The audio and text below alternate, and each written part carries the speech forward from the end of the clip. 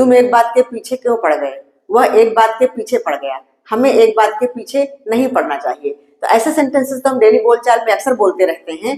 तो आज हम सीखने वाले हैं इनकी इंग्लिश, इनको हम कैसे इंग्लिश में बोलेंगे। और एक स्ट्रक्चर और है, जैसे मुझे मीठा खाना मना है, उसे चाय पीना मना है, तुम्हें अचार खाना मना है। तो आज हम सीखने वाले हैं ये दो स्ट्रक्चर इंग्लिश में कैसे बनाएंगे इन सेंटेंसेस को। तो hello students, welcome to the channel let's learn English. तो चलिए सीखते हैं हमारा पहला स्ट्रक्चर। हमारा पहला स्ट्रक्चर है एक बात के पीछे पड़ना। तो एक बात के पीछे पड़ना के लिए एक हमारा फ्रेज है get stuck on one thing. Get stuck on one thing मतलब एक बात के पीछे पड़ना। तो ये हमारे सेंटेंसेस जिस टेंस में है उसी के अनुसार हमें गेट को चेंज करना पड़ेगा। अगर पास्ट टेंस में है तो गॉट हो जाएगा, प्रेजेंट टेंस में है तो गेट रहेगा। ठीक है, तो उसी हिसाब से हम सेंटेंसेस बनाएंगे। जैसे हमारा पहला सेंटेंस है तुम एक बात के पीछे क्यों पड़ जाते हो। तो देख के ही लग रहा है हमारा सिंपल प्रेजेंट टेंस का सेंटेंस है, प्रेजेंट इंडेफिनिट टेंस का सेंटेंस है। तो प्रेजेंट इंडेफिनिट टेंस में ये हमारा इंट्रोगेटिव सेंटेंस दिख रहा है। तो इंट्रोगेटिव में डू डज हेल्पिंग वर्ब लगती है, तो उसी तरह से हम इसको बनाएंगे डू डज का यूज करके। तो यहाँ पे तुम है, तुम के साथ डू लगता है। तो इसको हम कैसे लिखेंगे, Why do you get stuck on one thing? इसका ट्रांसलेशन होगा Why do you get stuck on one thing? तो चलिए इस फर्स्ट सेंटेंस का हम ट्रांसलेशन करते हैं। तो सबसे पहले हमारा क्वेश्चन वर्ड why आ जाएगा, why, उसके बाद helping verb do, why do you get stuck on one thing, जैसे हमारा पूरा ऐसे ही लिख दिया जाएगा Why do you get stuck on one thing? On one thing. ठीक है, क्वेश्चन मार्क। तो इसी तरह सारे सेंटेंसेस हम कर लेते हैं। जैसे वह एक बात के पीछे पड़ गया, तो हमारा सिंपल पास्ट टेंस का सेंटेंस हो गया। तो यहाँ पे हमें गॉट लगाना पड़ेगा, गेट की जगह गॉट हो जाएगा। तो he got stuck on one thing, इसका ट्रांसलेशन क्या होगा, he got stuck on one thing. तो इसको लिखते हैं he got stuck on one thing. बिल्कुल सिंपल है, बहुत ही सिंपल है ये structure. He got stuck on one thing. ठीक है, थर्ड सेंटेंस है मैं एक बात के पीछे कभी नहीं पड़ती। तो यहाँ पे कभी नहीं आ गया, तो कभी नहीं के लिए हमें नेवर यूज करना पड़ेगा, और ये भी हमारा सिंपल प्रेजेंट टेंस का सेंटेंस है। तो यहाँ पे हो जाएगा आई। अब यहाँ डू नॉट वगैरह नहीं लगाएंगे, कभी नहीं है इसलिए नेवर का यूज करेंगे। आई नेवर, और सीधा get stuck on one thing जैसे है वैसे ही लिख देंगे। I never get stuck on one thing.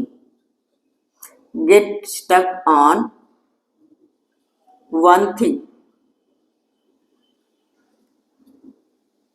Next है मेरी बहन एक बात के पीछे ही पड़ गई। तो ये हमारा सिंपल पास्ट का सेंटेंस हो गया। तो माई सिस्टर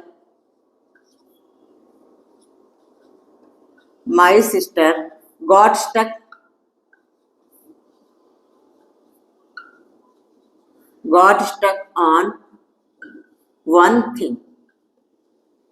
हमें एक बात के पीछे नहीं पड़ना चाहिए। तो यहाँ पे चाहिए आ गया, इसलिए इसको हम शुड लगा के यूज करेंगे। तो we should not get stuck on one thing. We should not get stuck on one thing. तो आई होप आप लोगों को ये स्ट्रक्चर अच्छे समझ में आ गया होगा। तो चलिए सेकंड स्ट्रक्चर कर लेते हैं। तो ये सेंटेंसेस है मुझे मीठा खाना मना है। तो मना है के लिए यूज करते हैं फॉरबिडन टू। जैसे हमारा पहला सेंटेंस है मुझे मीठा खाना मना है, तो इसको इंग्लिश में कैसे लिखेंगे, I am forbidden to eat sweet. तो बिल्कुल सिंपल है, फॉरबिडन टू लगाना है सब में। तो आई एम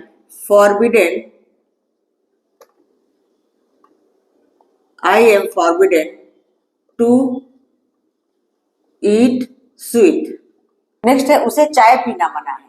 तो यहां पे हो जाएगा he is forbidden to take tea। बिल्कुल सिंपल स्ट्रक्चर है, सब में forbidden to लगाना है। मना है के लिए वर्ड यूज होता है forbidden to। तुम्हें अचार खाना मना है, तो यू आर, सिंपल सेंटेंसेस है, इज एम आर लगा करके फॉरबिडन टू, फिर आगे ऑब्जेक्ट जो भी है। तो यू आर फॉरबिडन टू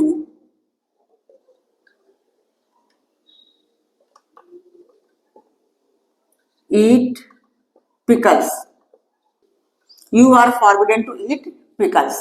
ठीक है। नेक्स्ट, मेरे भाई को तला भोजन करना मना है, इसमें हो जाएगा my brother is forbidden to eat fried food. बिल्कुल सिंपल है, इज एम आर लगाना है और फॉरबिडन टू लगाना है। तो जैसे हमारा सब्जेक्ट होगा उसी के हिसाब से इज एम आर लग जाएगा। मेरा भाई तो ये सिंगुलर नंबर है, तो my brother is forbidden to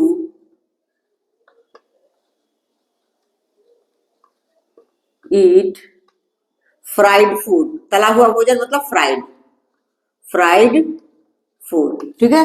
next है, मेरी माँ को भारी वजन उठाना मना है, तो इसको हम कैसे बोलेंगे?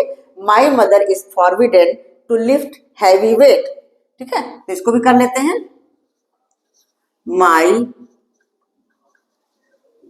Mother is forbidden to lift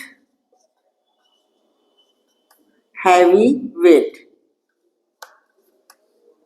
I hope आप लोगों को ये सारे सेंटेंस अच्छे समझ में आ गए होंगे, दोनों स्ट्रक्चर अच्छे समझ में आ गए होंगे। तो एक सेंटेंस आप लोगों के लिए है बिल्कुल सिंपल सा, कि मुझे टीवी देखना मना है, तो इसको इंग्लिश में कैसे बोलेंगे आप लोग कमेंट बॉक्स में लिख करके जरूर बताइएगा। तो वीडियो कैसा लगा? अगर अच्छा लगा है तो लाइक करिए, शेयर करिए अपने फैमिली और फ्रेंड्स को, और सब्सक्राइब कर लीजिए।